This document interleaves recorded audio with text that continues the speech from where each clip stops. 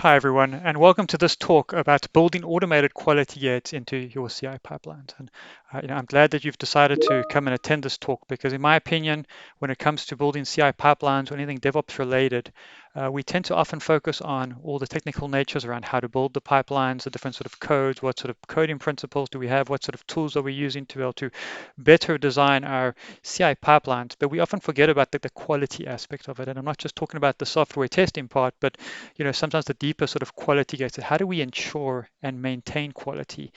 We often have these QA divisions or these software testers, and we've kind of separated the individual part of it as opposed to what we can actually build and automate through our pipelines and use our pipelines as well to help control our software quality. So that's what I want to talk about today, and I hope that you really enjoy this conversation because it's something that I believe is really important and really useful in the software testing and software development world. Um, but before I go any further, I want to just firstly briefly introduce myself. My name is Craig Risi. I work for a company called REPL, which is part of Accenture, where I work as a software architect focused primarily around test automation and software testing. And I also do board games as well. So I also have my own board game company called Risi Games, where you can go and download some of my board games. And I also have a book out called Quality by Design, where I write a lot about software testing, but then also how do we design and build software to be of a better quality. So if it's something that's interested in you, where you want to learn more about how to design software from the ground up to be of high quality, it's something which I'd recommend you going to read. But yeah, let's go back to my topic.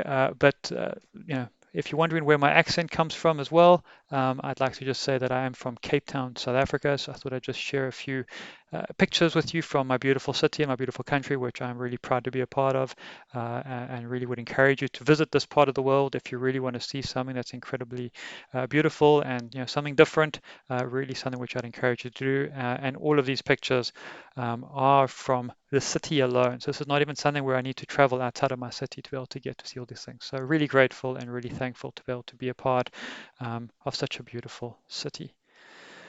But let's get back to the idea of quality gate. So what is a quality gate? And I would really like to think of it as kind of more of like a check control. So we think, in QA, we often think of check boxes and things that we need to tick off or some form of entry and exit criteria that we need to meet to be able to ensure that this stage of quality, this stage of the software development, we're happy with and we're ready to take it on and now we want to move it forward.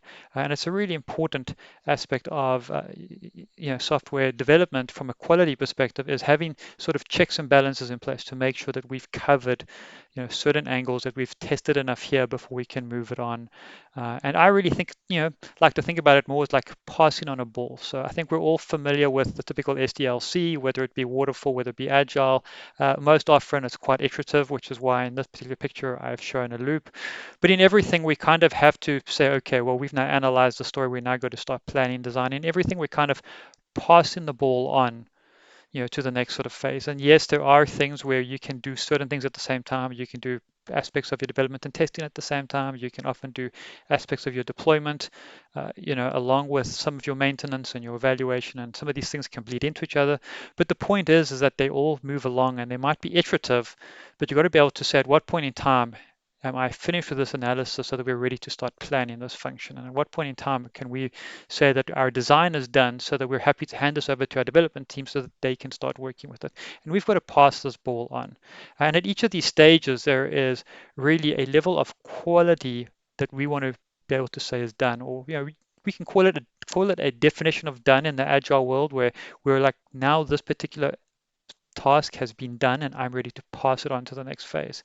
And that's really what we're trying to do with quality gates. It's really being able to say that we've now checked that we're happy with the quality of this work that's been delivered and we're ready to pass it on to the next phase. The difference though is that this is not something where again we want to have a manual checkpoint. What I want to talk about now is really something that can actually be driven by your CI/CD uh, pipelines, because we want software to work quickly. And typically when we think of all these different change controls, these different sort of quality gates, these check boxes, we can often think, this is over-regulated, there is too much process going on here, and that's a bad thing. And we try and stay away and move away from process because it slows us down. Uh, But those processes and those sort of measures that we need are good things. We need quality control. We need to have, a measure of being able to say that this is really meets our quality expectations versus it doesn't. But what I really want to talk about in today's talk is how we can actually automate that. So we don't have to think about it slowing us down, but rather something where using our CI/CD pipelines correctly, we can build in the right controls that can help speed us up and it can actually move us to actually moving faster because our testing and quality control is no longer slowing us down, but it's actually an important part of what it is that we do, an important aspect of how we're moving forward with our software. Um, so and that's really the why. So when I think about why quality gates, I think it's really about how do we get things moving quicker. So it's about how do we automatically measure acceptance criteria. So we have the acceptance criteria, but we can kind of how do we create a way of being able to automate it so that we remove that human checkpoints that can sometimes slow us down. It's about driving a whole sort of shift left mindset. I think many of us are familiar with the idea of shifting left, which is really how do we start testing sooner? How do we get testing sooner and sooner in the process. And by having quality gates and actually automating those quality gates, you can drive that process because you can put measures in place that kind of help the team and ensure that the team has actually done these things. They have actually thought about certain quality measures before you move it forward. And a really good way of being able to start driving and moving teams into that shift left mindset is to actually utilize your CI/CD pipeline so that even developers, when they're now needing to build things in their code, they've now got to hit certain standards before it can move on. So it really encourages the team to adopt that proper shift left mindset. It's definitely going to safeguard your quality, and prevent things further down the line. If you speak to any tester and you ask them what's the most frustrating part of software development, they'll often tell you the crunch when it gets to the end. They've maybe estimated and planned so much work that needs to get done with any given sprint, within any sort of deliverable or project, but inevitably that gets taken up with a variety of reasons. Things get delayed, and now the testers have kind of got to, fit a whole lot of testing into a lot smaller space, and then they get even more impacted by the fact that often they're now working with things and they're quickly finding issues and defects in the software, and that's just making things even more difficult.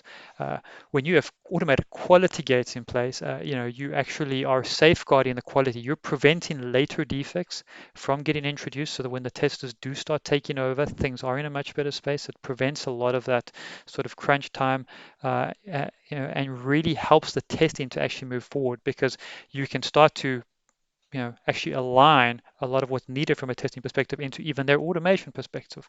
So you'll find that it's not just that the quality of the software is getting better, is that the testers are in a better space where they're able to automate at the same point in time. And so when it comes to them doing their work, there's not this huge rush to try and do both. It's really about being able to then focus on properly doing quality assurance on the software because they've already covered a lot of the automation that needs to get done, a lot of the other sort of technical work that is needed. And overall, I think what it does is it really ensures proactive quality.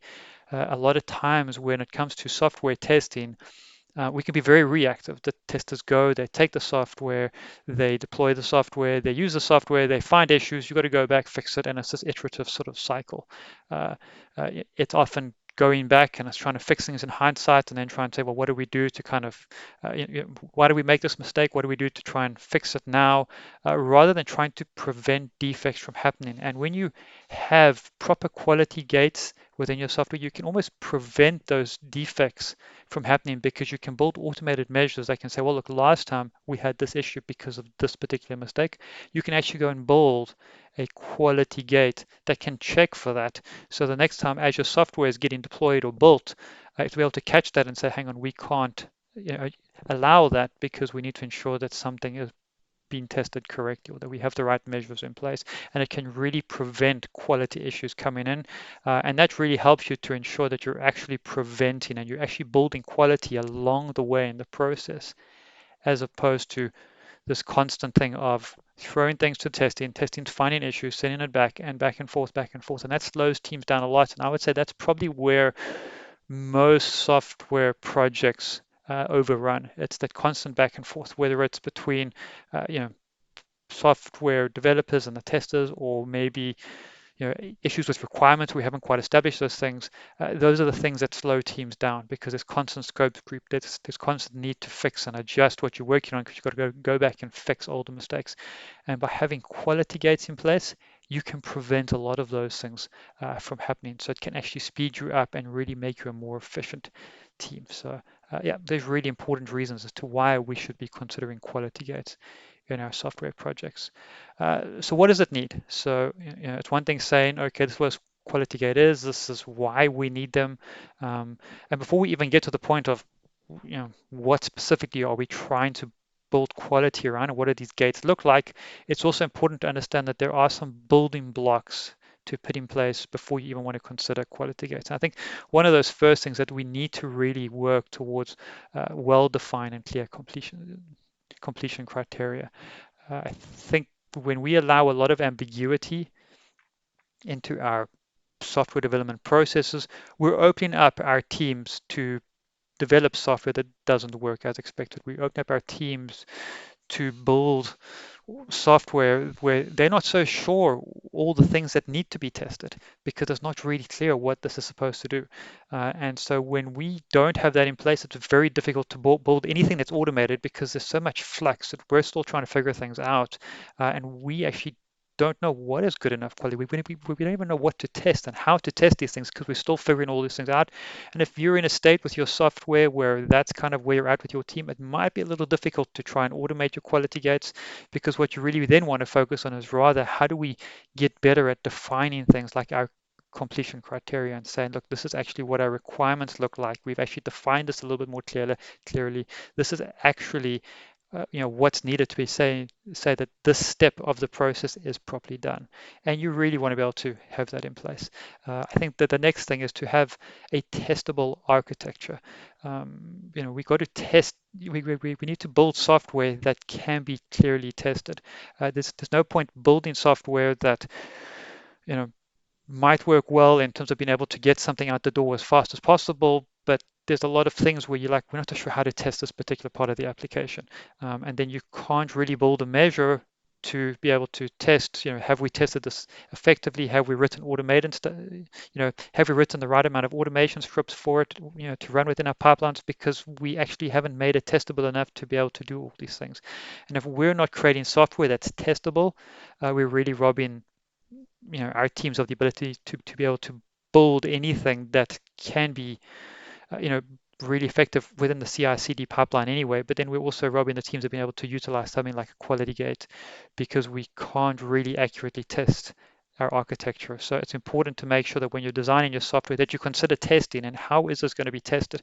And when I say testing, yes, there's the unit testing. Yes, there's sort of your like integration, your UI testing, or your API testing. It's the whole thing. It's an all-encompassing. How do you test the thing across every different phase of your software? Have you considered that? And so that's something to think about. I'm not going to delve too much deeper into what testable architecture is. It's really something I'd encourage you to work out and to research yourself, but it's something that you need to have in place. And I think a good guideline while I'm at this point, if you ever want to know if your software architecture is testable, it's to try write unit tests for every single part of your software. And if you can't write a really good unit test that can give you a good 90 to 100% code coverage on a particular part of your architecture, there's a good chance that it's not testable enough and you've got to rethink your design. So just something to keep in mind. With that obviously comes a strong focus on unit testing. We can't have this thing where developers are pushing things through our CI/CD pipelines that haven't really been unit tested properly. We can't think, we're going to push this through the pipeline. We've got quality control for a reason. They're going to go and check the software. They've got automation scripts that can run and pick things up. That's not really helpful because a lot of things that work better from a unit testing perspective. And again, this is not a talk about unit testing and how to write better and more detailed unit tests or things to cover in unit tests and not. But if you're not going to have a strong focus of unit testing where your developers are writing a lot of unit tests to ensure that the individual aspects of code are working correctly, you're going to push a lot of your test automation requirements down the line. And if you think about your CI/CD pipelines, no one wants their CI/CD pipelines to be running for hours and hours and hours before they get feedback on was this successful. And the only way to really do that is to ensure that there is a lot of unit tests in place, because then really when you're building your software straight away, the moment you're actually doing that sort of code commit, those first few minutes where it's actually building the code and running the unit tests, it's really giving you immediate feedback. And if you can cover a lot of testing in that space, you really reduce the need for the more complicated integration into an automated tests, which are very effective and needed, but take a long time to execute. So you want to, again, reduce the cycles and reduce how long it takes you to be able to develop the software. And that's a really good way of being able to do that. So have a strong focus on unit tests. Obviously, you're still going to have those automated integration tests. You need to have automation throughout every aspect of your pipeline. We can't talk about automating quality gates if we haven't automated our tests. So we need to think about test automation through every process. But it's important to be able to have that strong base of unit testing, and then on top of that, start having your other automated tests kick in. Um, it also works best with small, frequent releases, which is really what CI/CD is designed for. If you're going to be building software where it's only going to be released once every year, 18 months, and you're not going to have a lot of iteration in it, CI/CD is really not for you anyway. And to really make use of this and to make use of your quality gates effectively, you really want to be able to have something where you have small, frequent releases. You don't want to work with big software. Now you're trying to turn over big software and big changes on a regular basis, and then you're trying to rush the process. It can be very difficult to automate something that's big, but it's a lot easier when you're working with smaller, more componentized software where you can make small iterative changes. It's a lot easier to implement quality gates, to be able to check your quality systems, and to be able to move forward. And I think that last step's a very important thing to get into next when it comes to thinking about software development, because and I'm going to diverge a little bit to really speak about the whole way that I think we approach software development from a testing perspective, because really, and this is perhaps maybe more aimed at the testers than the developers, but if you were to speak to most testers and you give them any application, say, here's an application, test it, typically what they're going to do is they're going to look at the application in its entirety. You might have multiple different services running, multiple different databases, all with separate configurations that are storing things, but they're going to take the application and they're going to run from it end to end.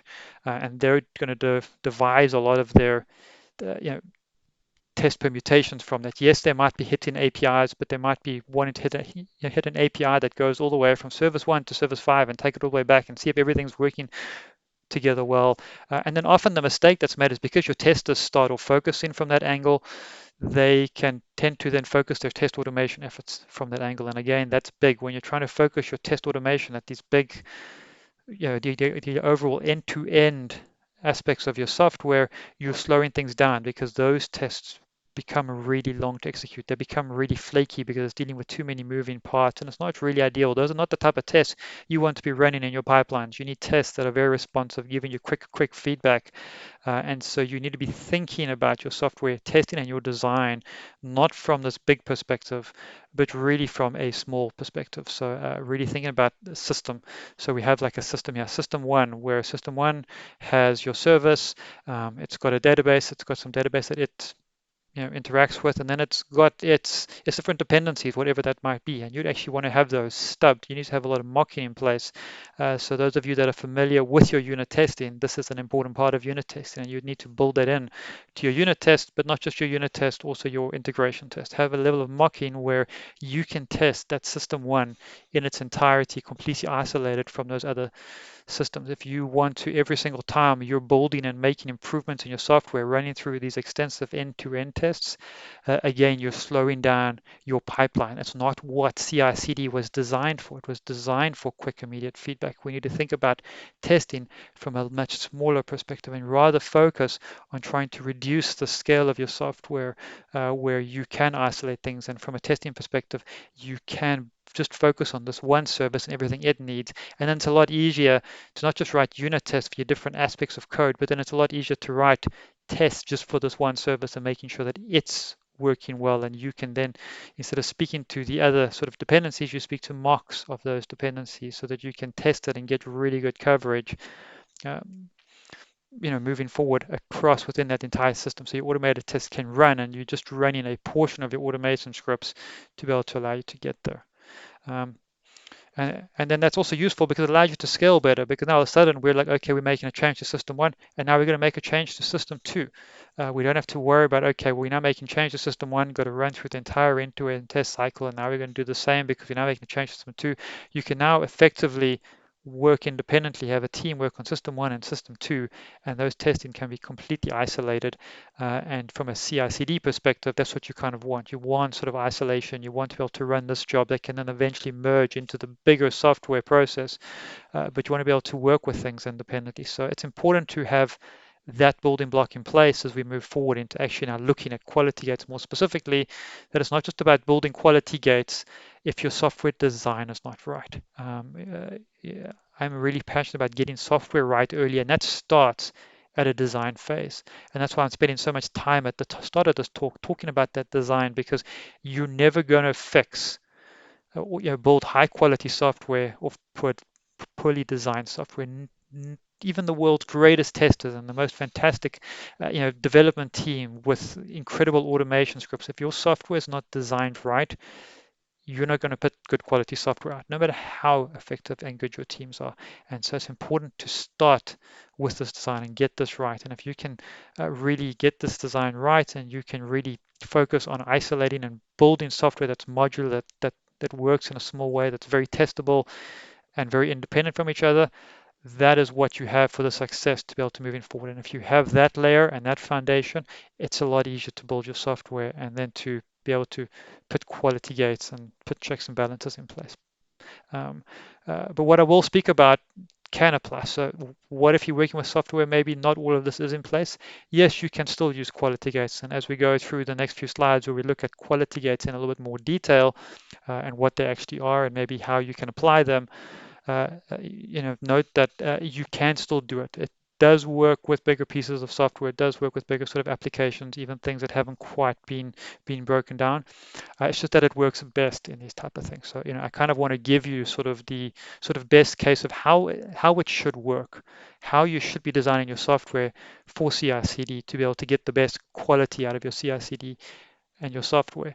But if you haven't quite got that in place, and you're working with some legacy applications where you've been running the software for years and you've got your CI/CD systems already in place, but your software applications may be a little bit too big, that's fine. We can still work around that. You can still build automated quality gates in place. It might just look different. And so with everything, I think it's important to understand that context, that it might just look different for your application if you don't have this in place, but you can still find those measures that work for you. Very important to note. Um, and again, it's important to, when we're looking at these gates, just to understand this automation test pyramid, because again, anything quality related, there needs to be some sort of checks and balances in place. And with any pyramid, it's very important to be able to have that strong foundation. A pyramid works well because it's got a solid foundation, and then everything is scaling up, up to a point where you can go a lot higher because you've got this firm base, and you can effectively build a pyramid high and strong. It won't fall over. It will last a long time because it's got that solid base in place, and that's what you need. So again, it's just reiterating that whole thing of, you've got to have a solid base of unit tests, and you've got to have your compute your component tests, and then your functional tests with APIs and sort of aspects of UI before heading into anything non-functional. And you'll still have that manual testing component, but it can be greatly reduced. And with all of these things, this unit, component, functional, non-functional, if you have these automated, you can build quality gates to check each layer to make sure before we even move on to executing our component tests, we've got our unit tests in place and we're running our unit testing code. Then we're going into our components where we're working with those isolated and stubbed microservices that we've built before we then going into maybe a little bit more complicated API and UI tests at a functional level that are testing things. And we can actually go and make sure that all of these building blocks are in place before we move up.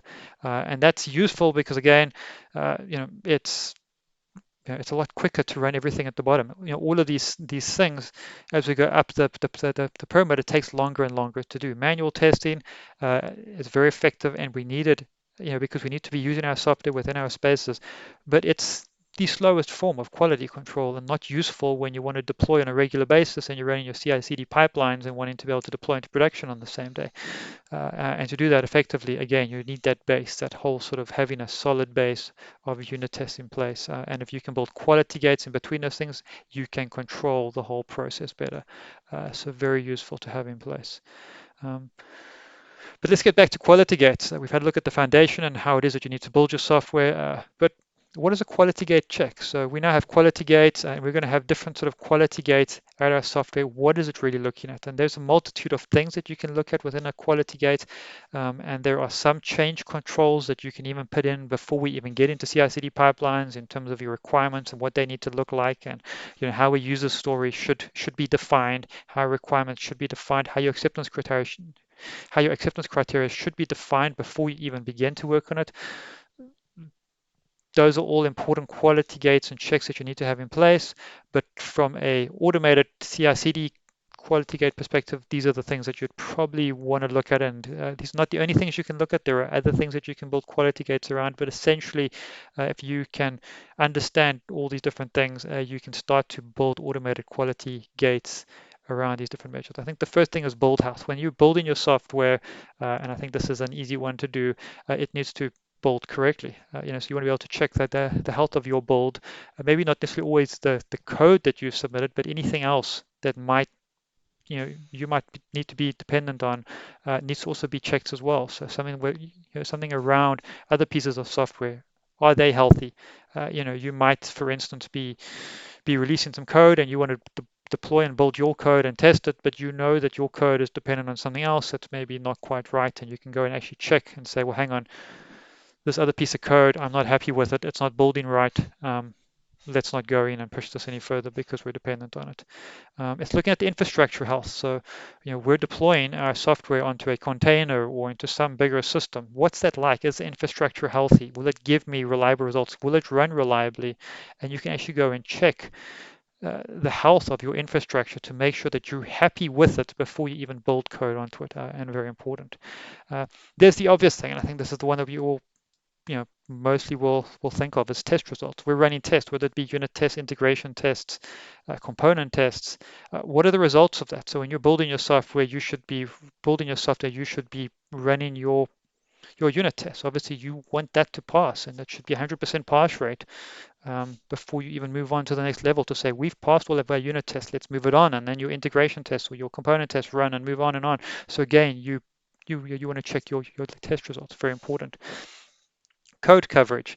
And I've had a lot of debate with people who say that code coverage is a really poor metric, and it's not a good measure of the software quality. And I would say that that's not completely accurate. I think code coverage can be a really good measure of your testing effort. I just think that we use it incorrectly. We don't understand code coverage and how it works, and we should never place emphasis only on code coverage when it comes to software testing. But if we're not using code coverage at all, we are really crippling our software development, because we really need to use code coverage as a way of being able to effectively determine that we have written tests that are covering the right amount of code. And particularly if we're aiming really high and we're building really good sort of stub systems and mock systems in place, we can really get a high code coverage out of our unit tests in particular. And so it's a really good measure to have, and to understand that by code coverage, when I say code coverage, yes, there is statement coverage, there is branch coverage, there is decision coverage. There's a whole bunch of ways of measuring it. I'm saying all of it. When we're doing code coverage on our software, we shouldn't just be isolating one of those. We should be taking all of those different code coverage metrics and saying, do we score high enough across all of them? Have we really looked at all of our decisions? Have we really looked at all the different sort of branches that our code is taking? Have we really looked at all of the executable statements in our code? And has it, is it then giving us a high enough sort of coverage? And I would say a good thing to actually aim for from a unit test perspective is 90% and above. Some applications that might be a little difficult to achieve, in which case it's often worthwhile then maybe lowering it or maybe looking to change that design to improve it. But I would say if you've designed your software right and modular enough, a 90% code coverage shouldn't be hard to achieve. I think it's just often we don't put the effort in to that early unit test phase to warrant that type of thing. And we say, it might be difficult to achieve. Our software is never able to get to a 90% code coverage, we're happy with, all of our tests passing and the code coverage being 75%. If we really focus on it enough, we can get there, and particularly if the software is designed right. But important to have that metric. You need to have some sort of quality gate in place to know that you haven't just got all your tests passing, but that your tests have actually covered the areas that you want them to. So a very important thing to have in place when you're utilizing both of those. Your security scans, you need to be able to scan your software. Yes, you can run a variety of security tests and you can automate a lot of your security tests, but but a very quick one is having scans in place. You should have a scan in place. There's a variety of tools that can do it, that you can go and just ensure that your code is of a high quality. That's something that you should build in, and you should prevent your code from moving too far along in the process, with known security issues. Now, I understand that when we're starting out with a software project, you might not want to put this in place because you're still starting out and you're still finding your feet from a software perspective.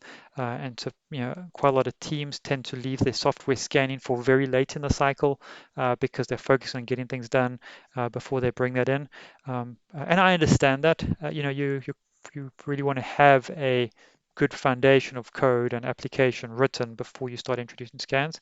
What I just say, don't leave that too late. I have worked on projects where they've started to look at the security too late, and that they were building new applications, and they've been building this application for 3, 4 months. Now they want to get it into production, and now they want to introduce a level of security scanning to make sure everything's safe. And now they're starting to get some really big failures. And I worked on projects where those failures were identified in the code that was written at the very start of the project, where they weren't following proper standards and protocols. So rather err on the side of bringing that in really early. And having a security scan in place from the very beginning of writing that first code if you can. And then that's something you can build into your pipeline so that if a security scan fails for whatever reasons, and you can benchmark it based on how severe you need to be on different parts of your application, uh, but you can bring those security scans in place and make sure that the software does meet security criteria, and that it won't even build and move on to the next phase until you fix that gap. It might again sound like a lot of work to slow you down, but you're preventing tech debt from later in your project, and you're getting it right early so that you don't have to worry about these things later, and it actually helps you to move quicker if you can do that right. Same with performance. Now here I'm not talking about the software performance and performance testing. I'm talking about the service performance of your not of your whole software, but of just that piece of the application. So when you're actually running your code and you're running your unit test, how long should certain things take to execute? How long should a function run? As you're testing the individual services, it's worthwhile knowing these things and actually then being able to benchmark, uh, how effective your service is running. And because it's unit tests, you can often make these really tight and you can make them really, really strict criteria. But the moment you start introducing code that's not efficient, all of a sudden you'll notice your unit test goes from maybe executing, you know, within a couple of milliseconds or 1 or 2 seconds into 10, 20 seconds because something's not right with the code and hasn't quite been optimized correctly. We should flag that and we should say, hang on, we're not going to deploy this any further. There's something wrong with the performance. And so if we have started looking at the performance of our code and how it executes very early, it's something that we can build into our quality gates, and we can stop the software and not, poorly performance software from getting further on, because we might think it's just a small piece of code, it's not running optimally, it's not a big thing. It doesn't scale well if you're starting to think that that service, or that piece of code might be called on a regular basis, and that might then be scaled out around the world. If you're in the cloud and you're scaling globally, you don't want to have any code that's not performant, and that's something that you can consider building in place, and it's something that you want to do and consider. And then the last thing is incident and issue management. We can build quality gates even if we might not think of defects and incidents within our CI pipelines. You can still build a quality gate that can check your incident or your issue management systems and say, hang on, we can't deploy this service. Let's say you need to deploy something into production, but now you've got traceability in place and you know that there's a bug being logged against a particular piece of code that's in your release, and it can go and actually check and say, well, hang on, this particular piece of functionality, there is actually a major bug that's still being logged. It can stop you from, hang on, we can't deploy. There's a major issue that's still outstanding that we need to resolve. And again, you can put those criteria in place on how strict you need to be with certain rules and whether it's warranted, based on the importance of a feature. But again, you can build those measures and you can prevent the human error part of accidentally putting something into production when there was actually a major issue and someone forgot about it, because your quality gate will catch that and say, hang on, our issue management system is saying that there is a known issue in place. I'm not going to let you deploy any further until we fix it. And so again, we can use quality gates really well, and those are some of the things that it can check, which are very important. Types of quality gates that we can get. Setup and checkout. So whenever we're setting up environments, we're checking out our code, we can build a quality gate there and check that out. Again, anytime code is built, there should be a quality gate in terms of how well does it build. Anytime tests are executed, whether it be unit, CI tests, whatever it might be, we need to make sure that that's done and that we can measure those results. The static analysis, those scans that we're running, we can build a quality gate around that step. And every time those scans run, are we happy with the results? If not, send it back. If we're happy, move it on. An environment readiness check. We're now deploying, if we've gone through this stage of our CI CD pipeline, we've now got to deploy this into some sort of environment, whether it be in the cloud, whether it be some sort of containerized environment setup you've got somewhere, or some sort of bigger test environment, whatever it is that you're deploying in. Is that environment ready for us? Have we actually gone and looked at, can we actually spin up some containers and say that we're happy with it? And, hang on, this software actually, this environment meets our needs. We're happy with it. Let's go on to the next thing. Then you can go and deploy your steps. And so you can actually test your deployment before and after your deployment. Just say, okay, we're happy with the deployment. Once you've then deployed your software, is everything up and running that's supposed to be up and running? Before you even start running any further tests, we've actually deployed these systems. Are these services up? Are we happy that they are operational to a basic level and basic degree? There's no point even trying to run any sort of automated test against something if it's not running properly. If we want to now move to the next phase and maybe run broader, bigger, tests, we need to be able to ensure that it's deployed correctly, and we can build a quality gate around that. And so again, something very important that you can put in place. From there on, it's something like automated, integration test execution. We can now have bigger tests that are now executing. And again, we've got that strong foundation of unit tests, so you might have fewer of them, but you still want to have your integration tests that are running and they're automated and it's able to run those checks. And you can have a quality gate around that to ensure that those all pass before you move on to the next thing. And I've put dynamic code analysis as opposed to static code analysis.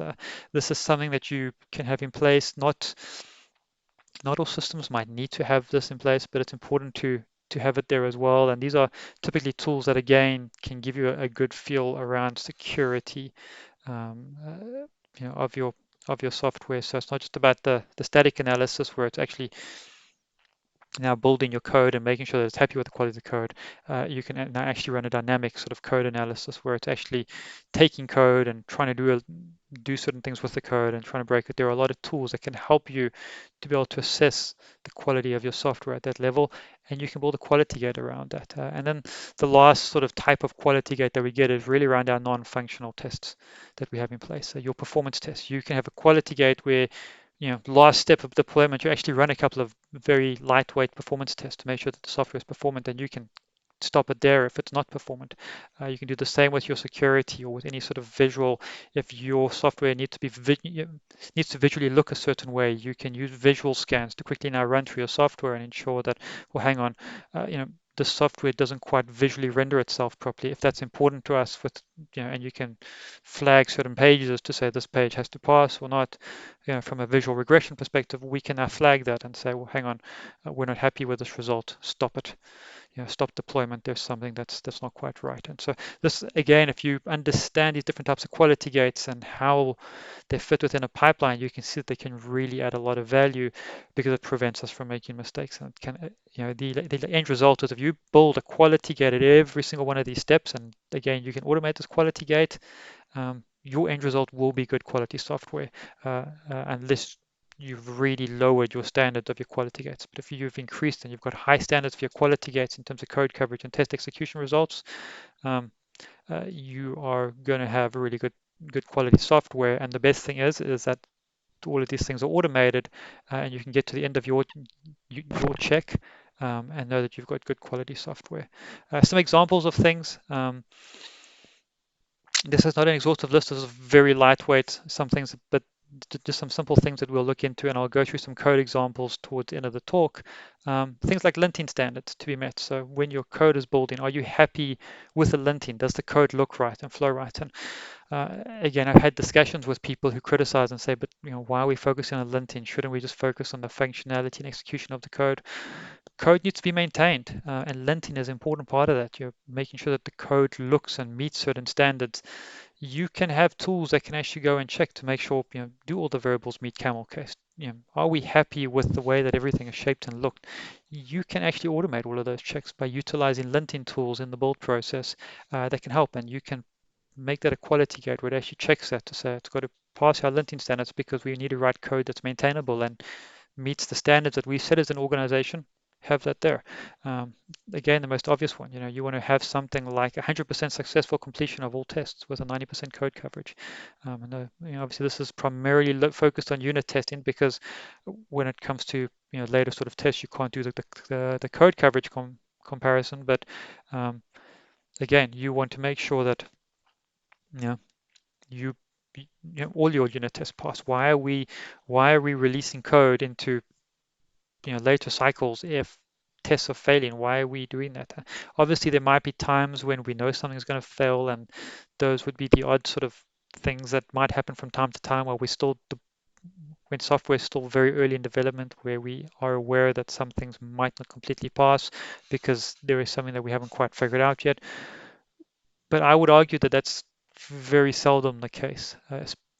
Early on in your software development phase, it might get there, but as your software matures, any software that's been around for a couple of months, you should already have 100% successful unit test completion as a standard, because you should by that point in time have built something that you know how to test it effectively. So very important to have in place. And 90% code coverage I've spoken about before is a really good target to hit, and very doable if you've designed your software correctly. Obviously, you want to make sure your scans uh, you know, all meet, and that you've actually covered all of your code within your scans.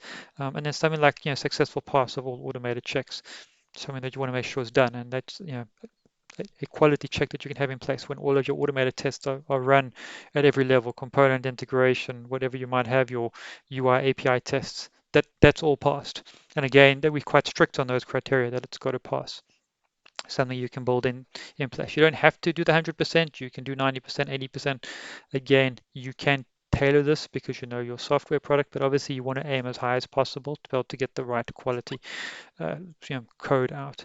So definitely something you'd want to have in place. And so those are just some examples of things that you can check. Again, not an exhaustive list, but if you understand the what's of what needs to be tested, you can probably think of some good examples of checks that you can put in place to build into each of those quality gates. And you can put multiple checks into one quality gate. For instance, you can have, while your code's building, you can run some scans, do your linting, and check your test result of your unit tests, and you can build all three into one quality gate. And each of those checks can fail your quality gate, or 2 out of 3 can fail it, whatever you want your standard to be, but you can put those checks in place in each quality gate to make sure that within this quality gate we're going to measure these 3 things. They're automated, and it's going to come in place. So those are some good examples. I've put here a high-level example of a typical CI/CD pipeline. Or when I say typical, it might not be typical to every organization, but something that's shows the typical process of things. And this is one that I've used before. This is something where they're using Maven to be able to uh, set up their software.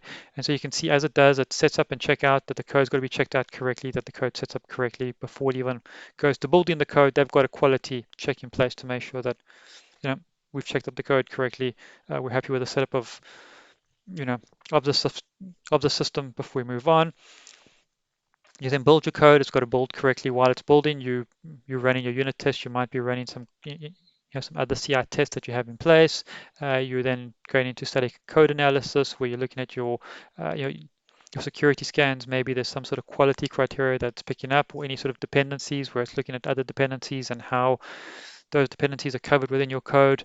All of that can be achieved through static analysis code. And again, those are all check marks, things that you can put in actual automated check against before you can then deploy into, let's say, some sort of broader QA environment, some sort of bigger environment where we can now run, a bigger set of tests where we're not just isolating everything into just this code build, but we're now actually executing, um, into some broader environment. It doesn't have to be a fixed environment. It can be, another sort of CI environment, but it's not just that isolated code. It's a series of containers that are maybe now spinning up and testing the code in a bigger sort of way.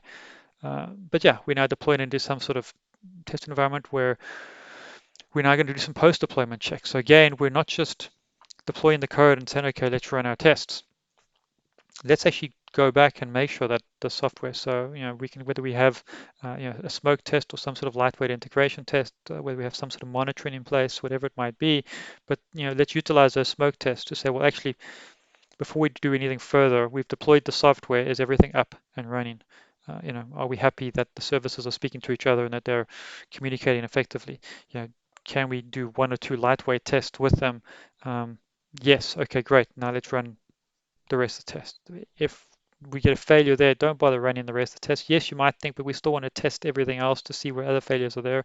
That's important sometimes, but you also want to just stop it there rather, because a failure here can give you mixed or often inaccurate test results further down the line anyway, because something's not quite right. So rather fix it there and put quality checks in place, and these are things that can be checked and measured.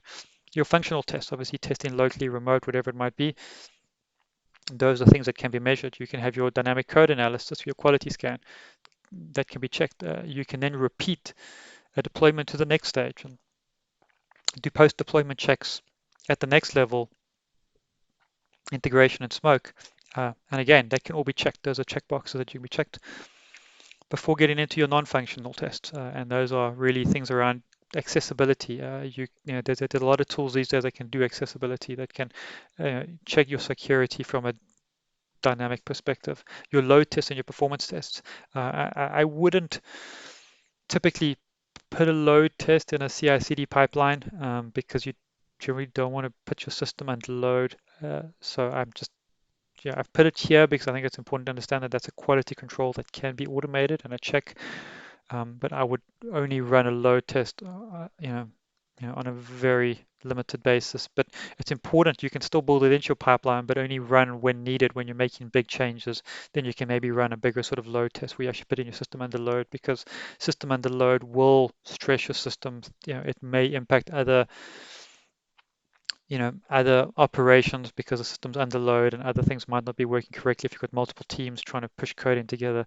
So it's not something you'd want, happening all the time. But there might be times when when you're working on a big feature, before you push it into production, you can run a load test and actually see how it loads. And that can be automated, and you can have a checkbox in place where your CI pipeline actually runs it and then actually checks the results and determines whether it's happy with it or not based on the criteria you've set. And the same with your performance test. You can measure performance at every aspect. I've put performance test at the end here, but you can even performance test, you know, much earlier. If you know how long it takes your unit test to be able to run, and you've got sort of benchmarks in place for how long code should take to execute and speak to each other, you can move performance tests even earlier into the cycle. But important to note that all of these things can be checked, and all of these things can have an automated measure where it's like, well, we actually know what pass means, or what we consider pass. And again, it doesn't have to be 100% pass with your performance test. You've got your benchmarks in place. Are we happy that it met all the benchmarks? And you can even prioritize parts where it's absolutely essential, it's got to meet the benchmarks, and parts where maybe it doesn't. But you can prioritize that and set that up, but you can build a quality gate um, that measures that. Here's a broader thing, if you want to just understand a little bit more in terms of specific things that maybe you want to do and then introduce. So this is again looking at something a little bit bigger, where maybe this is not your typical sort of CI/CD pipeline, but your quality gates that you have in control, that you have in place across your entire project, to get you thinking about other things in terms of what are the other sort of measures and things that we can check in a quality gate. Um, you know, Stuff like analysis might not be things that we typically want automated, but that would be a quality gate that we would have before we now start getting into the code development, where we now start getting into that whole sort of automation phase before we then get into our operation, where even things like incident management, problem management, your acceptance testing, those things can be automated. Your user testing, you wouldn't typically automate that, but it just shows you how quality gates can work through every little process of the cycle, and they don't have to necessarily follow the sequential thing, particularly in most sort of software the delivery cycles. Your testing might be interspersed with different aspects of your code, um, but it's important to have these things in place and know that you can use them. Things like mutation testing can help. Things like your configuration testing, all of these things can be automated. So I would say that whole sort of quality gate 2 to quality gate 6 is really what you'd run in your pipeline. And those are the things that you can automate. Some of the stuff in quality gate 7 and 8 can be automated as well, but those are really things that you just want to make sure that your software is still going and you can monitor and build that in place. Those are things that you can still have, but it's important to note that they don't necessarily need to be part of your pipeline and don't necessarily need to be automated. But your quality gates 2 to 6, and again, it doesn't have to be those. You can expand those to, like I have in the previous slide, a lot more quality gates. But if you understand the different sort of stages of typically how it would work, important to understand that those things are there. And again, these are iterative things. You might have multiple different stages where you can then iterate those processes and have a quality gate for each sort of stage in that process. And very important to have. So hopefully that gives you sort of a newfound respect for the types of quality gates that you can have and the things that you can actually check within your software to ensure that it actually meets the criteria of what we need. Now, when it comes to building these things, and again, there's multiple ways of being able to build this. This is an example of how you would typically want to maybe build something when it comes to ADO, Azure DevOps, but you can try something similar whether you're using GitLab, whether you're using Jenkins, any one of the other many sort of CI tooling out there. These are things that you typically want to do where you'd have your board, you'd have your developers got to have some code sitting somewhere where there's some sort of things where the moment your repo gets updated and someone pushes code to your Git repo, it triggers something that can then start the CI sort of build process, and that's sort of how you would do it. And within sort of every step of that process, um, you can build checks in place that can run and check everything. And so that's typically how you would go about looking to build your quality gates in the first place, to be able to make sure that it kind of does it, and that trigger starts, at that pushing code level. The moment Git has an update and someone's pushed code in the update, you can start triggering things and how you want them to do, and then you can, you know, run through your CI before you then start doing your CD, where you're actually now taking things through a little bit more automated checks. Your CI is just building your code correctly. Your CD is actually deploying it and running a better level of tests against it, and you can do that against multiple different environments. So important to have that in place and understand that that's kind of the approach that you take to building your quality gate. But let's go into some examples, because you might be thinking, well, how do we actually build this in our project? It's great having these quality gates in place, but we're not so sure what to always do. Here's an example of some code that can maybe help. And again, these are just high-level examples. You've got to find what works for you, but all of these examples can actually be written within your code, within your CI/CD system, to be able to you know, use it. This is all done within YAML with these particular things, and you can have a variety of sort of scripts that need to be able to run. But yeah, it's whatever it might be in place, whatever it is that you need to do. These are just some examples of things that you can do.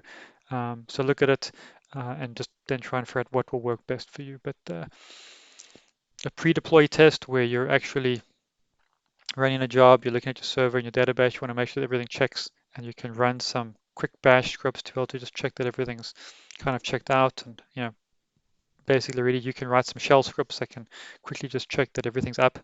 So you're actually just checking that your DB's up, that your server's up before you're deploying anything. You can do a pre-deploy test, and then you can do a post-deploy test where, okay, great, now we've done this, and I want to run some smoke tests to make sure that everything's up. And in this particular example, we're using Bash, where we're actually just going to run some shell scripts that can check it for us.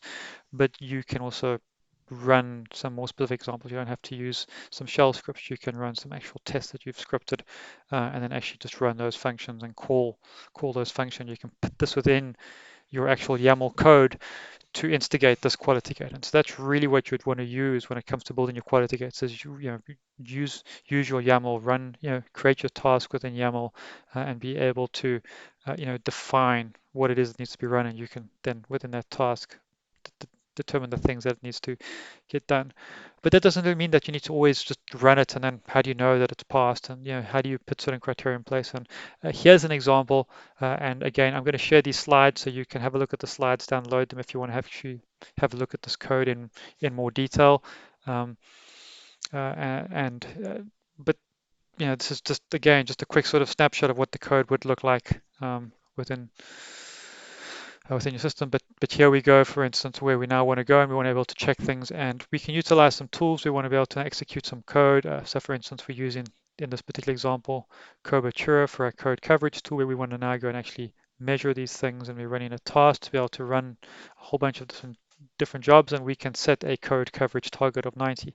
So there is something where you can actually set a target where it's got to hit, and so we know that this code coverage target is an output that comes from our tooling, and now we're saying, okay, great, well that output has got to hit 90. So most tooling will return a result. Even when you're executing your test, they should be pushing some sort of result back, and you can set what that target needs to be. So in this case, we're setting the code coverage target needs to be 90%. And in this case, all the tests need to pass, and then the code coverage needs to be 90% of whatever's passed. And so we can specify code coverage target 90, that the actual pass rate needs to be completely 100. You just go and create another line in there, and you specify it needs to pass 100%, and that helps you with that. And then you can pass those results and put those results somewhere and store them in a location so that we can still find them later. And all of this within your CI/CD within your CI/CD tooling, you should be able to then go and view, and that helps us. And you can go check it there. And then the same with just ensuring, your scans. You can actually go and check scans and see how successful were your scans. And so this is just another example of things that we can do when we're running any sort of scan policy. We can actually go and have a look at the different sort of critical, high, medium, low sort of risks that are raised, and we can actually set some standards in place and say, well, you know do these scans bring me results that I'm happy with? And am I happy that it's met the criteria that we want? And you can use those variables, and put in a variable to say that I'm happy with what's been achieved, and I'm happy that there's no major severities, and so therefore our code is safe. But if there's any major severities get picked up, we can stop the build right there and say this is not a safe build. Let's stop. So these are great things that we can do and put in place. And so this is some code that you can think of. And again, these are things that you can play with, have a look and see how you could utilize it in your own space with your own tooling. It's just an example of some code that you can write that can start building, quality gates within your CI/CD tooling. It's a lot easier to do it when it comes to test results, where you can literally go and make sure that all the tests need to pass, and you can set that to any, you know, any sort of thing. The process has to run completely, particularly when you're running sort of your integration end-to-end test. You can set it where the whole thing needs to run, and so the single failure will throw it and it won't deploy it any further. Um, Things that you can put in place. But if you utilize in some sort of process like YAML within your pipelines, it's very easy to write a YAML script that can add in that step, and within that phase, put in that step and then building the quality gates. So from a coding perspective, it's actually quite easy to do and to build these quality gates. It's the getting the processes and the actual systems around that correct and in place to be able to make use of them correctly, and to be able to build in the effective measures where we can actually test our software more effectively. But yeah, very important. So this is some code examples for that. And then the last thing I wanted to just talk about is observability, because I think with anything CI/CD related, it's not just about it passing through, moving on to the next step and the next step. It really becomes around us being able to make use of our software being observable. And if we don't have observability in our CI/CD pipelines, we are losing out on a lot of what value it can give us. So it's not just about it running through the process and then we just trust it.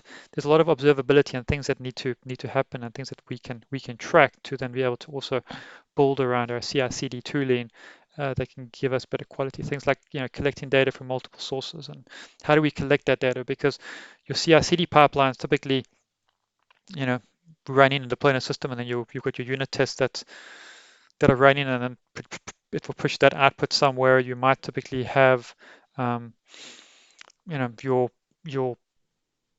integration test or your end-to-end test written by your testing team, maybe outputting somewhere else in a different location.